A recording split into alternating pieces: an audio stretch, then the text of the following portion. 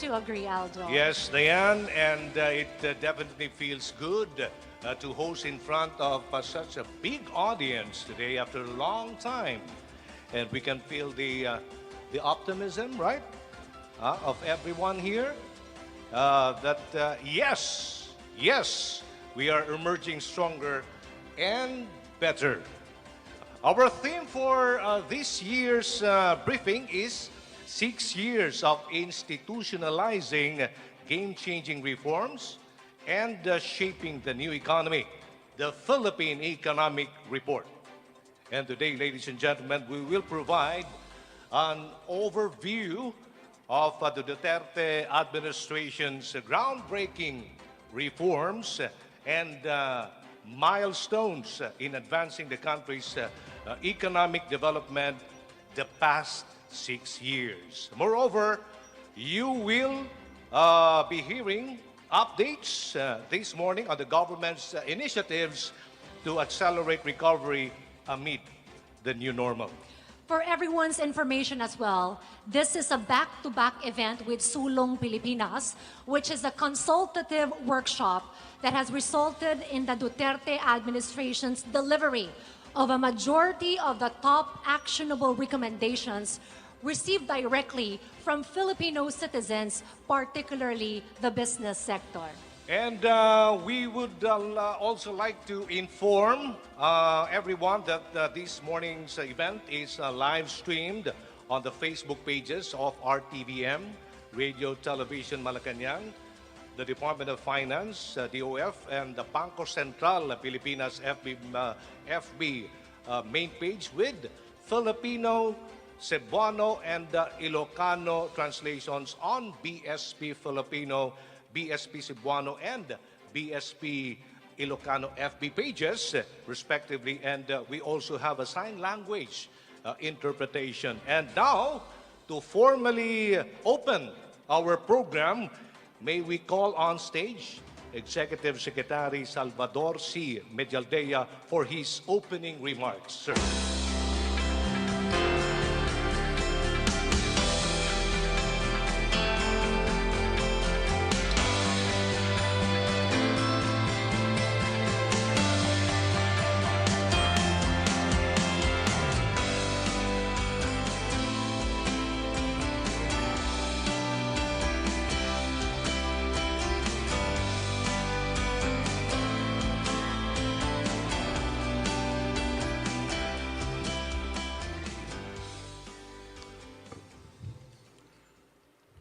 Secretary of Finance Carlos G. Dominguez, Governor of Bangko Sentral ng Pilipinas Benjamin E. Jokno, members of the Diplomatic Corps, fellow civil servants, partners from the private sector, and civil society organization who are here with us physically and online, friends from media, ladies and gentlemen, good morning.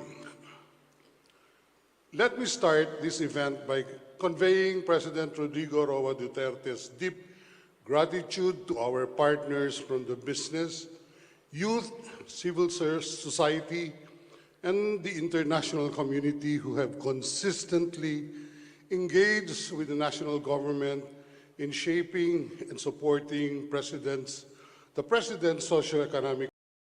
Over the past 6 years, the Duterte administration has implemented game-changing reforms to relentlessly pursue inclusive economic growth, which is not only measured by statistics, but can be seen, touched, and felt by the Filipino people.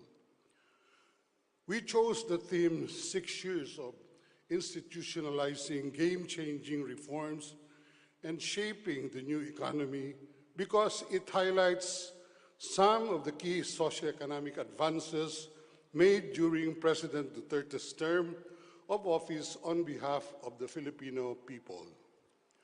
These reforms not only benefit our people today, but also set the foundations for more resilient and sustainable growth and broadly shared prosperity.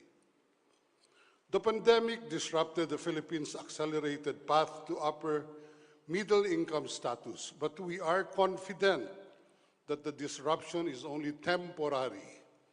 We were able to withstand this test to our fiscal stability due in large part to the reforms we had worked hard to implement long before the pandemic hit us. Even before assuming office, President Duterte announced a bold 0 to 10-point socioeconomic agenda that subsequently increased the net take-home pay of workers, lowered the taxes of corporations, rationalized the fiscal incentive system, increased the Philippines' competitiveness, promoted financial inclusion and digitalization, and improved the ease of doing business in the country. Through our joint efforts, we will continue to build a market-friendly policy environment that reflects the shared vision and aspirations of the business, youth, and civil society sectors. While many challenges remain, I am confident that we have shaped a better future for our economy and our people. The Duterte administration will continue to work toward a smooth transition and leave public office with stronger foundations in place for inclusive and sustainable economic growth. I am eager to hear from my fellow public servants who will discuss key areas of development. Finance Secretary Carlos G. Dominguez will provide updates on the fiscal performance of the country, and BSP Governor Benjamin Jokno will present the latest developments in the country's monetary, external, and financial sectors. We look forward to a meaningful and productive day with everyone. Let us begin.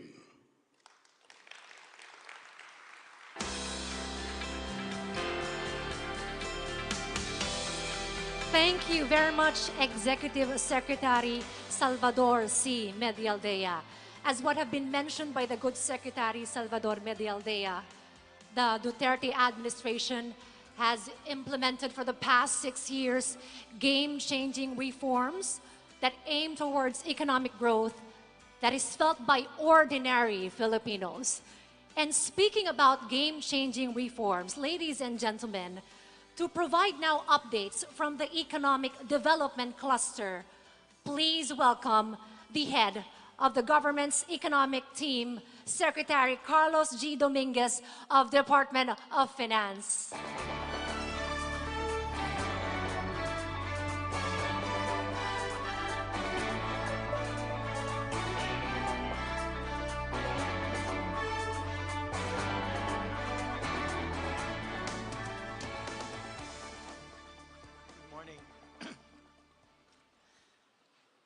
My fellow colleagues in the Cabinet, led by Executive Secretary Salvador Medialdea, Bangko Sentral Governor Benjamin Jokno, members of the Diplomatic Corps, our reliable bilateral and multilateral partners, business leaders, analysts, investors, economists, fellow workers in government, and friends from the media here and abroad, good morning. Years from now, when the Philippines brings down its poverty incidence to single digits, we will look back to the Duterte presidency as the moment when the country made the turn towards more inclusive growth and prosperity. When President Rodrigo Duterte took office in 2016, he adopted a bold 0 to 10-point socioeconomic agenda proposed by various stakeholders who participated in our first ever Sulong Pilipinas. 5.5 years later, we delivered 90% of this ambitious reform program. Under President Duterte's term, the Philippines made the decisive shift from an inward-looking economy to one ready to compete with the rest of the world. Many reform measures that languished for decades on the shelves of Congress were finally enacted into law. I have to thank everyone who contributed to these successes: our legislators, our friends in the private sector, our reliable development partners, and my colleagues in Cabinet, guided by Executive Secretary Salvador Medialdea. We took a significant step towards lasting peace with the establishment of the Bangsamoro Autonomous Region in Muslim Mindanao. The administration also maintained an unrelenting campaign against criminality and terrorism. The peace and order we now enjoy must be credited to the work of our Security, Peace, and Defense team, led by Secretary Delphine Lorenzana, Secretary Eduardo Año, Secretary Hermogenes Esperon Jr., and Secretary Carlito Galvez Jr. The enactment of the Ease of Doing Business Act paved the way for improved and efficient delivery of public services. I commend the Department of Trade and Industry, led by Secretary Ramon Lopez, here in front of us, for the efficient implementation of this law, which remarkably increased the competitiveness of the country's business climate. We enacted the Philippine Identification System Act, which brings us closer to the goal of achieving e-governance and greater financial inclusion among our people. The National Economic and Development Authority, led by Secretary Carl Chua, has been working tirelessly to accelerate the rollout of this program and immediately reach as many Filipinos as possible. As of March 23 of this year, a total of 61.3 million individuals nationwide have registered for the national ID. Through this program, the Land Bank of the Philippines has cleared the way for 7.7 million formerly unbanked registrants to be part of the formal banking system. In addition, we fulfilled President Duterte's promise of establishing a bank dedicated to the needs of Filipinos working abroad. The Overseas Filipino Bank is our first branchless, digital-only bank in the country. It now serves overseas Filipinos in 116 countries. To further accelerate financial inclusion and broaden the capital markets, the Bureau of Treasury introduced innovative government securities for small individual investors that can be purchased through digital channels. We also finally implemented the long-dormant Real Estate Investment Trust Act, which has become a powerful financial instrument for the property development sector and small investors.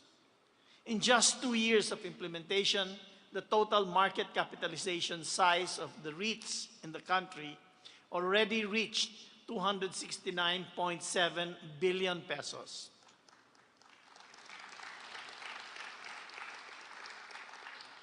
Meanwhile, the rice tariffication law was finally achieved after more than 30 years of failed attempts under previous administrations. The law opened up the Philippine rice market and in turn lowered the price of our country's staple food for more than 100 million Filipinos. As a result, rice is no longer the main contributor to our overall inflation rate. The rice tariffication law ensures that farmers benefit directly by providing at least 10 billion pesos each year for mechanization, high-quality seeds, access to credit, and training. Before the law was passed in 2019, the National Food Authority regulated all rice imports, and it was the chief importer of the grain. It received an average of 11 billion pesos a year in tax subsidies. With the rice tariffication, the government has already earned a total of 46.6 billion pesos in rice import tariffs during the first 3 years of implementation. These revenues support the reform and modernization of our agriculture sector. This is a complete reversal of the 11 billion pesos annual average tax subsidies the government provided to NFA every year from 2005 to 2018. The rice tariffication law is just one of the progressive efforts undertaken by the Department of Agriculture, led by Secretary Willie Dar, who's here, to build productivity and enhance the resiliency of our agriculture sector. The Duterte administration decisively passed and implemented the most comprehensive tax reform program ever in this country. This provided robust and recurring revenues that helped expand social services and supported our massive economic investments in modern infrastructure. I would like to point out, however, that the success of the tax reform measures cannot be attributed exclusively to the current efforts. This is the logical continuation of decades of reforms arduously passed by previous administrations.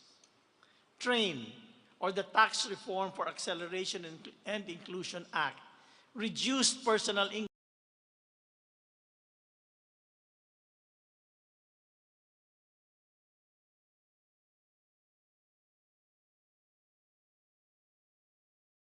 given out a 14-month pay every year to our wage earners.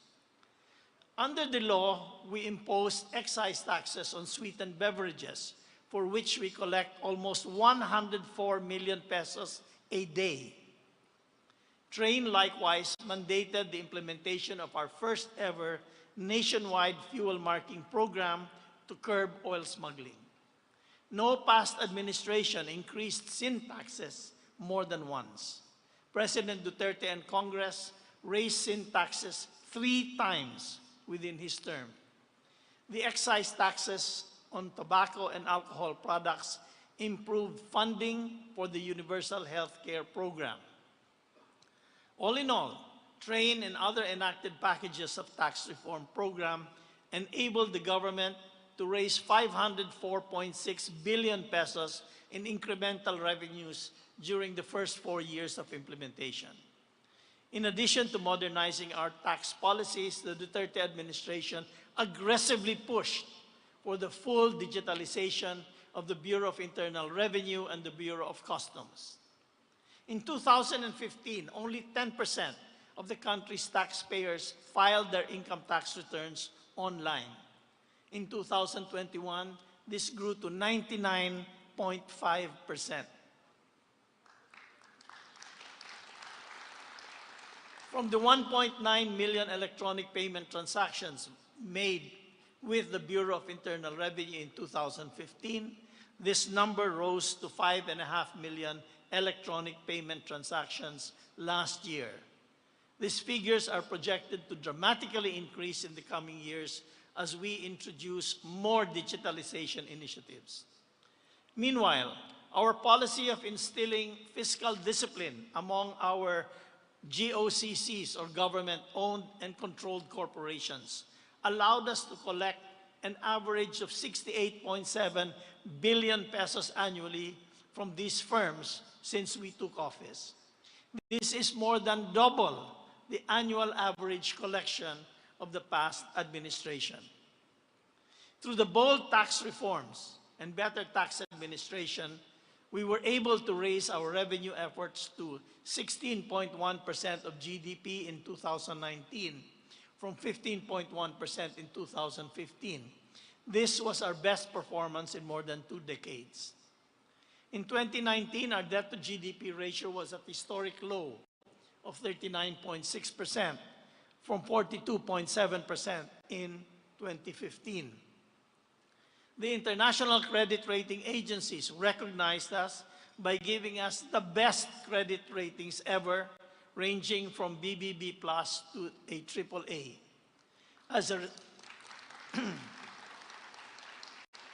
As a result, we were able to bring down our borrowing costs and raise bond issuance with very tight spreads in the international market. This high credit rating also spilled over in the low borrowing costs for the private sector. Our Samurai, Panda, Euro, and dollar bonds were all met with strong demand, illustrating the high level of confidence of the international investors in the Philippines. Our robust revenue flow and concessional financing allowed us to sustainably fund the Build, Build, Build program, which is one of the lasting legacies of President Duterte. this administration was able to raise infrastructure spending to above 5% of GDP, double the level recorded by the previous 4 administrations. This would not have been possible without the hard work of our infrastructure implementing agencies led by Secretary Arthur Tugade, former Secretary Mark Villar, Secretary Vince Dizon, and Acting Secretary Roger Mercado. The Philippine railway system is illustrative.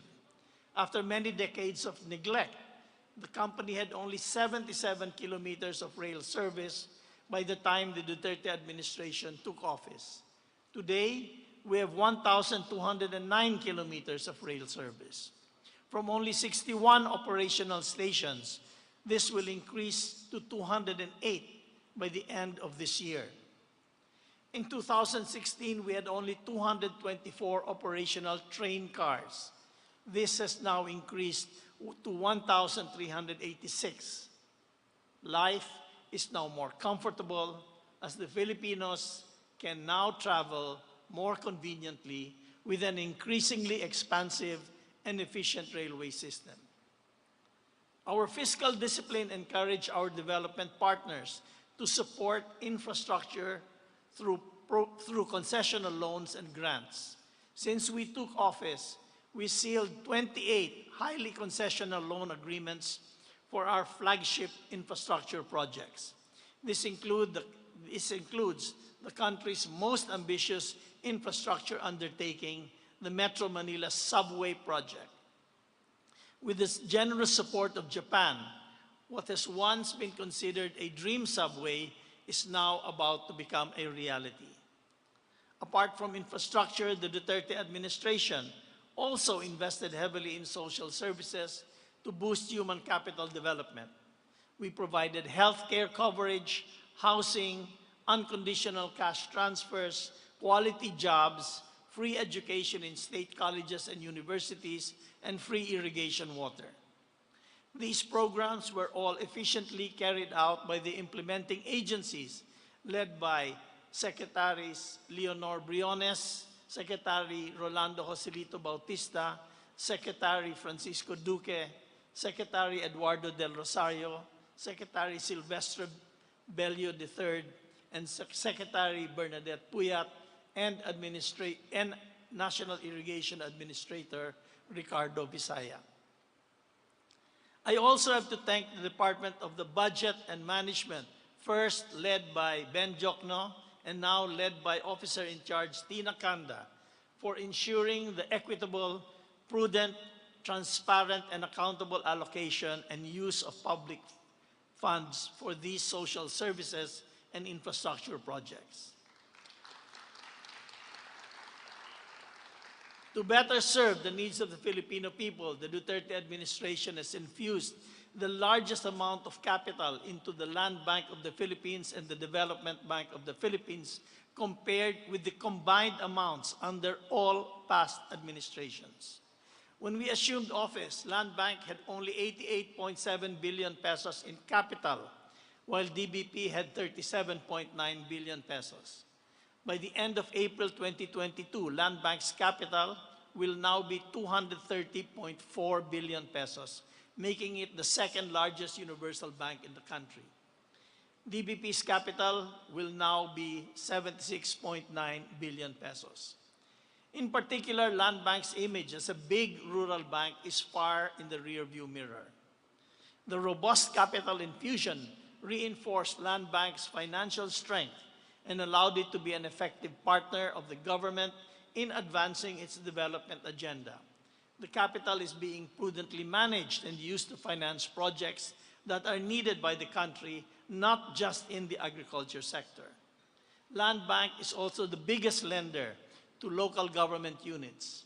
Other sectors being supported by the bank include healthcare, education, power generation and distribution, water transportation and housing, all led by the private sector.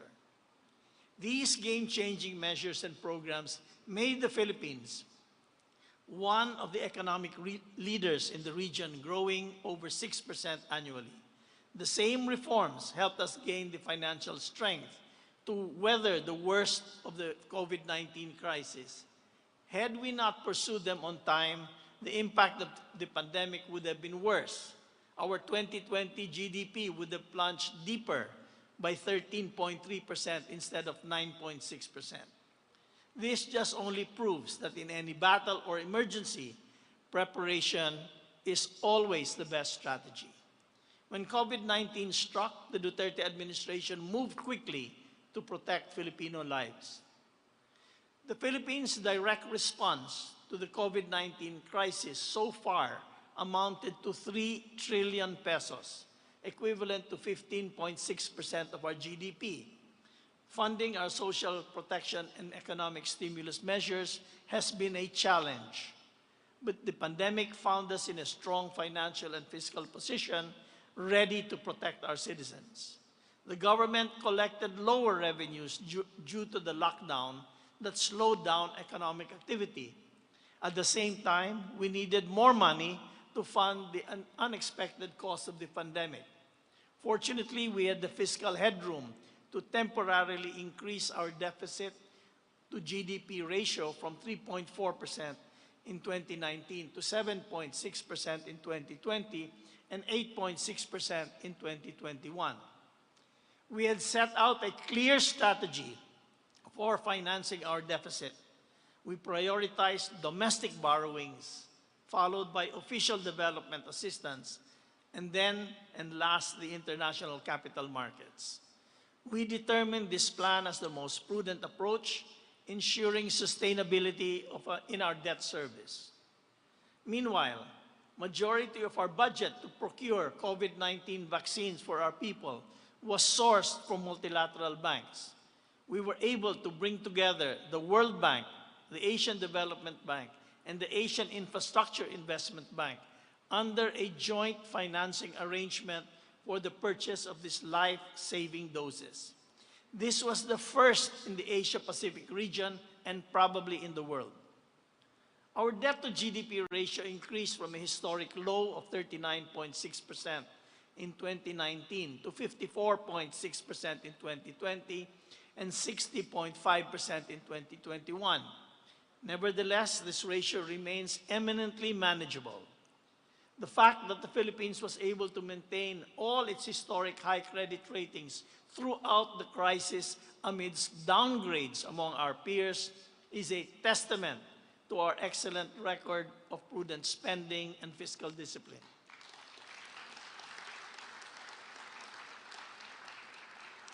The disruption brought about by the pandemic is only temporary. Supported by the rebound of revenue collections, our deficit and borrowings will begin to decline for the year. For instance, the national government has started reducing our provisional advance arrangements with the Bangko Sentral ng Pilipinas from 540 billion pesos to 300 billion pesos. This amount will be totally paid off by June 12 of this year. As the pandemic subsides, the Philippine economy is now well on its way to rapid recovery. Our risk management strategy culminated in a full-year growth of 5.6% in 2021, exceeding target and market expectations. This year, we expect our economy to grow by 7 to 9%. COVID-19 cases are subsiding rapidly, while our vaccination program is proceeding apace. Last year, our revenue collection was already 5% higher than in 2020, signaling a return to robust economic activity. This year, we expect to bring back our revenue collections to pre-pandemic levels. Our merchandise trade and remittances are already above pre-pandemic levels. The Duterte administration marked its final full year with an all-time high record of foreign direct investments amounting to $10.5 billion US.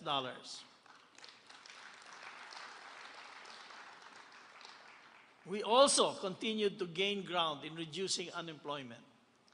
Even as the world has been hard hit by the pandemic, our hard-won reforms bolstered our country's ability to recover and rebuild.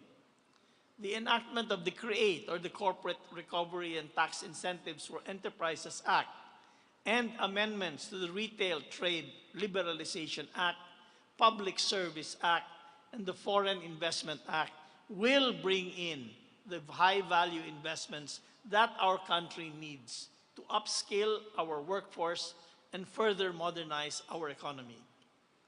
Our optimism is, of course, tempered by the uncertainties introduced by the Ukraine conflict.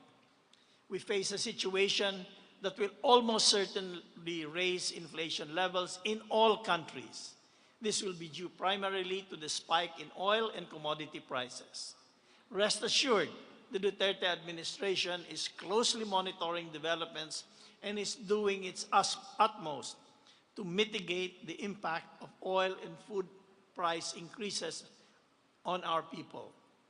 This is being done through cash grants for the bottom 50% of the population, as well as fuel subsidy and fuel discount programs for the transportation sector and small farmers and fisherfolk. The election season, on the other hand, will not be an issue.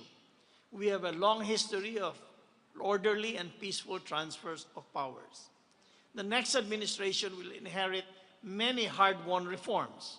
They will enter the office with the basic groundwork for rapid growth already in place.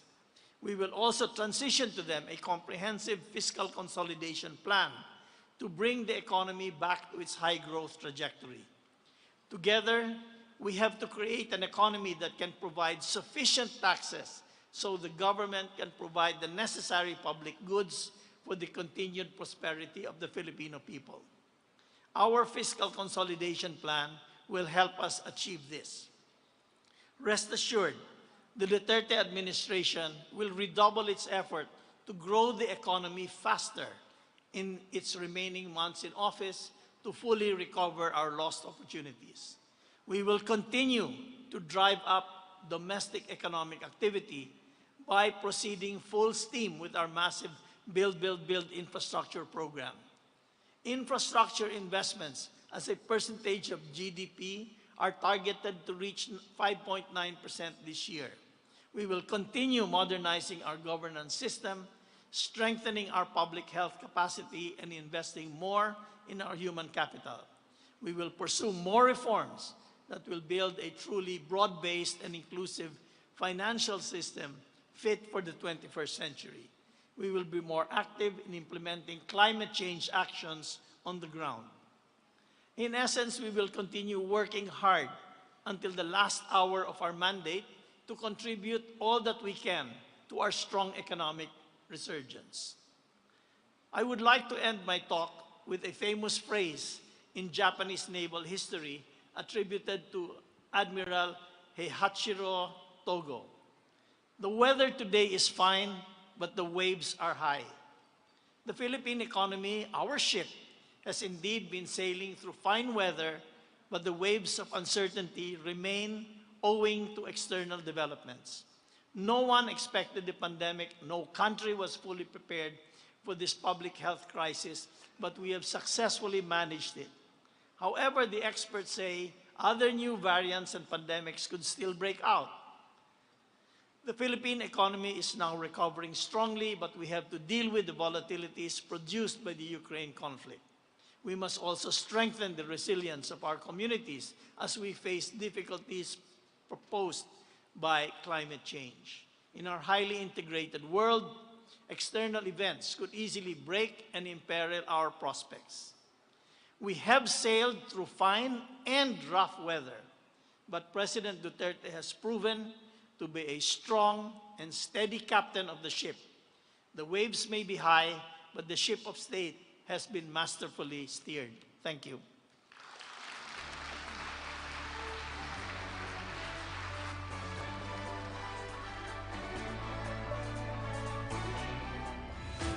When the Duterte administration assumed office in 2016, it pursued an ambitious socio-economic reform agenda that secured for the Filipino people some of the boldest and urgently needed economic and fiscal policies that have been held back for decades.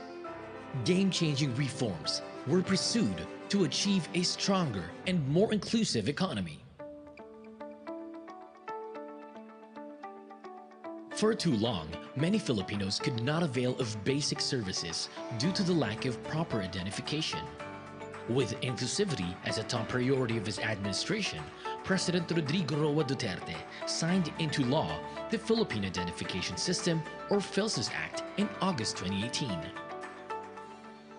Mass registration began in October 2020, with over 60 million Filipinos from 86 provinces registered as of March 2022. Despite the challenges brought about by the pandemic, we accelerated the registration of the Philippine National ID to give every Filipino a unique and digitalized proof of identity. This will enhance the delivery of government services and promote financial inclusion and digitalization, giving more Filipinos access to opportunities that were previously out of their reach.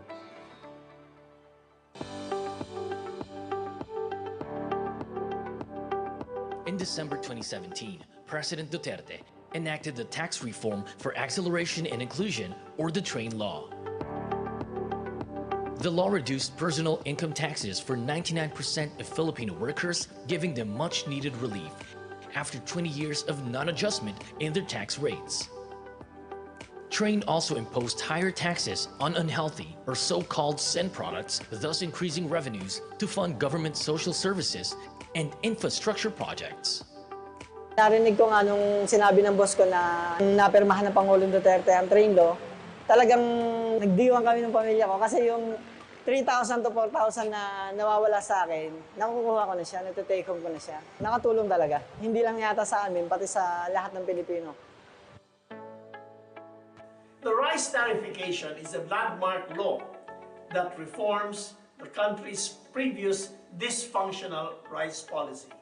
This was finally achieved after more than 30 years of failed attempts under previous administrations.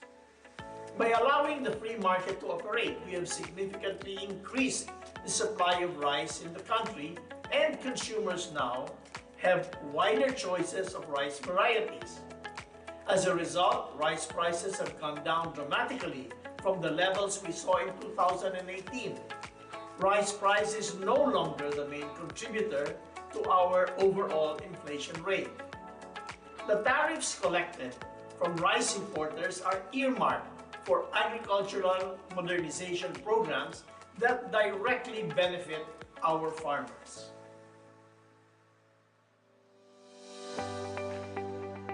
Red tape has been a common complaint among businesses, often cited among the leading factors that hindered investments. To address this long-standing issue, the Ease of Doing Business Act was signed into law by President Duterte in May 2018. The law streamlines and automates procedures in securing business permits and stipulates maximum processing times for government transactions.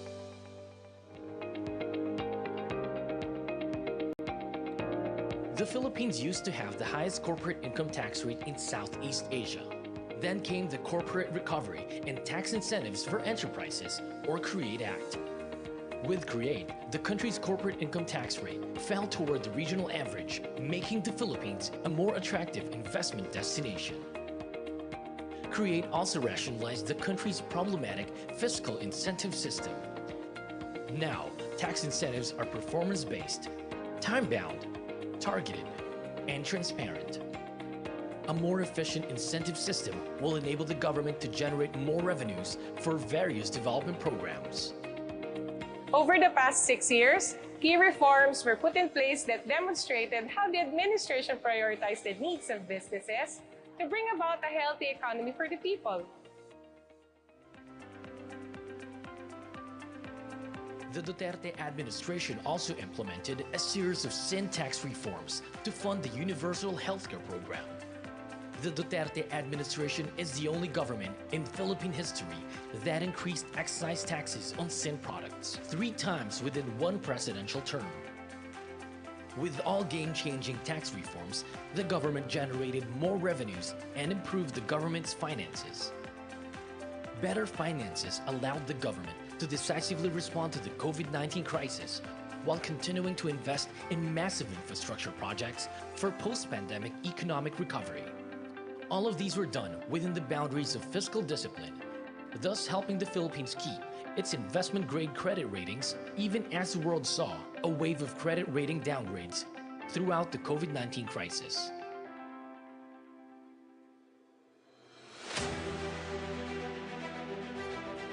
The Philippines used to underinvest in infrastructure. As a result, the country has had to contend with heavy traffic, poor market access, as well as low investment and low tourist arrivals. In response, President Duterte's Build, Build, Build program ushered in the country's golden age of infrastructure. The current administration's investments in roads, mass transport systems, irrigation and flood control facilities, airports and seaports is twice the average annual spending made by the past two administrations combined.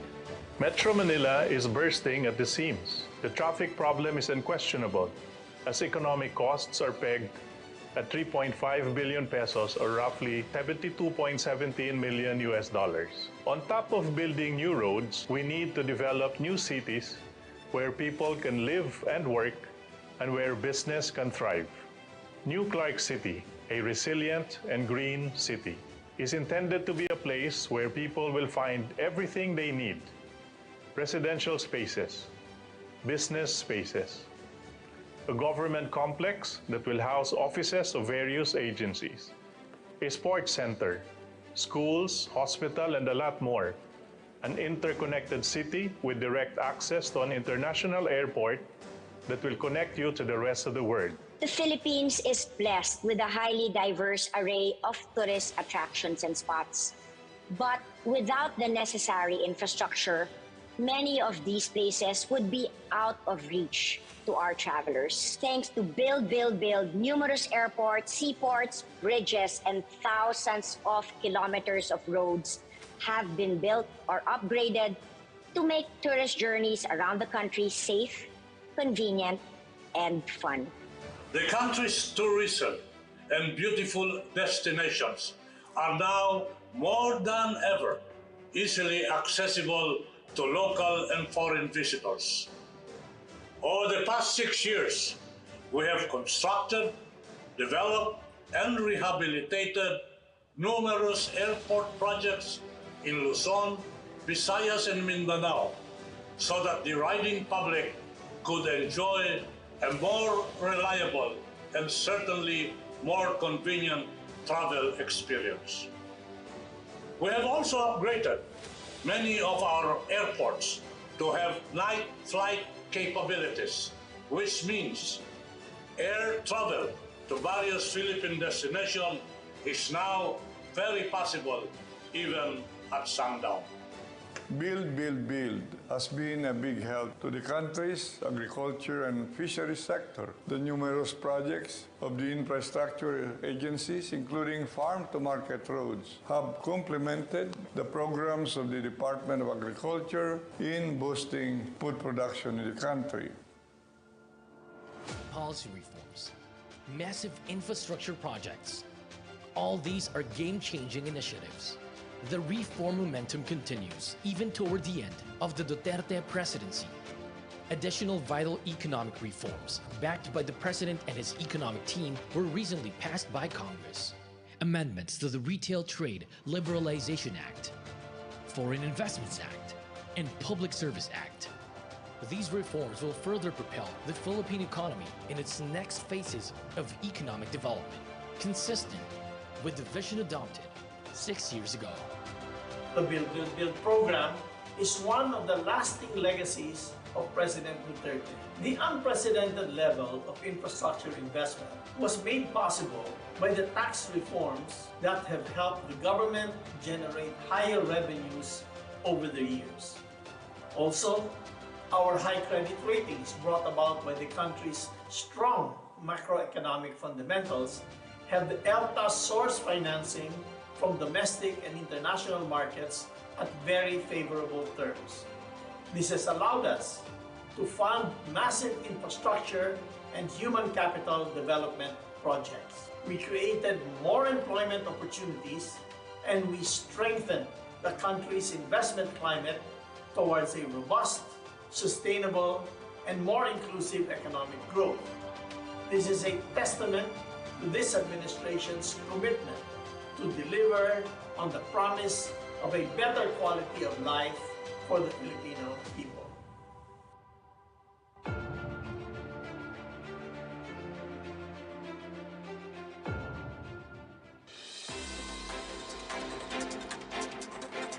And now to discuss the developments in the monetary, external, and financial sectors, let us call on stage Governor Benjamin E. Diokno of the Bangko Sentral na Pilipinas.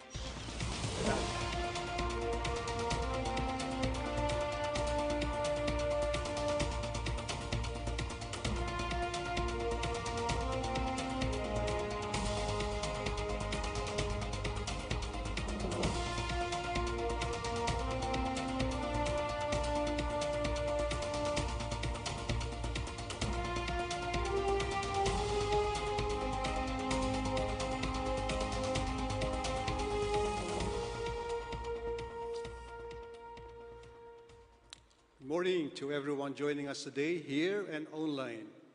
It is my privilege to speak before you in today's Philippine Economic Briefing with the theme, 6 Years of Institutionalizing Game-Changing Reforms and Shaping the Economy. Over the past 6 years, we have achieved many accomplishments, but face a few serious challenges. In 2020, economies across the globe suffered severe downturns due to the coronavirus pandemic. And this year, just as we were adjusting to the new normal, Russia's invasion of Ukraine and the global response present new challenges and uncertainty. But we are optimistic as we see clear signs of recovery. But for this morning, let me first discuss key developments in the BSP's focus areas over the last 6 years, then conclude with our outlook. The BSP remains committed to its mandate of maintaining price and financial stability and a safe, efficient, and inclusive payments and settlement system. At the same time, the BSP maintained a reform-oriented mindset. The COVID-19 pandemic did not deter us from pursuing rather game-changing reforms. In fact, the pandemic had proved to be a catalyst that accelerated many of our reforms, such as digitalization and sustainability in our financial system. On the monetary front, the BSP adopted the interest rate corridor framework in 2016 to strengthen the transmission of changes in monetary policy stance to the rest of the economy.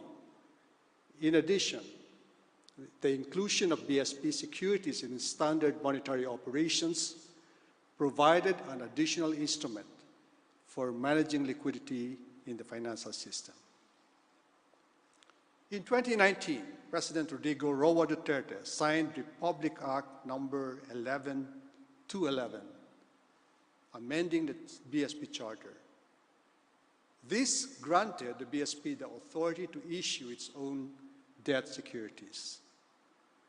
This law embodies measures to align the BSP's operations with international standards and global best practices, thus improving the BSP's corporate viability and enhancing its capability for crafting proactive policies, among others. Another key reform passed to address the impact of the pandemic is the Financial Institutions Transfer Act, or FIST Act. The FIST Act is a preemptive measure to ensure banking sector stability in case of significant spikes in loan defaults. The passage of Republic Act number 11439, or the Act providing for the regulation and organization of Islamic banks, marked an important milestone in the history of Islamic banking in the Philippines. Islamic finance will help attract funds from Islamic investors looking for opportunities to support infrastructure requirements, particularly in the Bangsamoro Autonomous Region in Muslim Mindanao.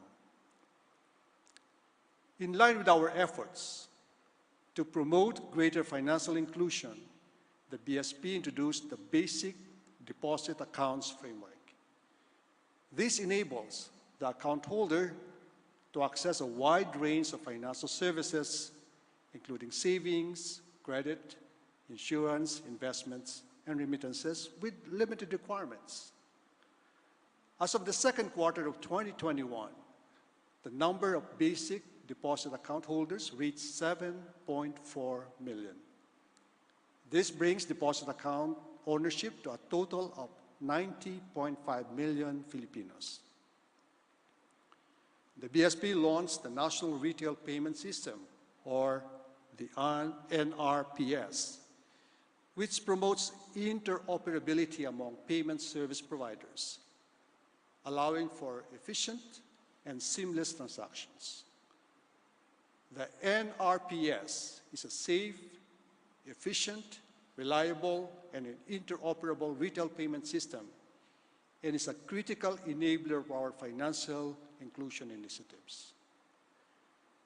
The BSP launched the Digital Payments Transformation Roadmap in 2020-2023, charting strategies for an efficient, inclusive, safe, and secure digital payments ecosystem.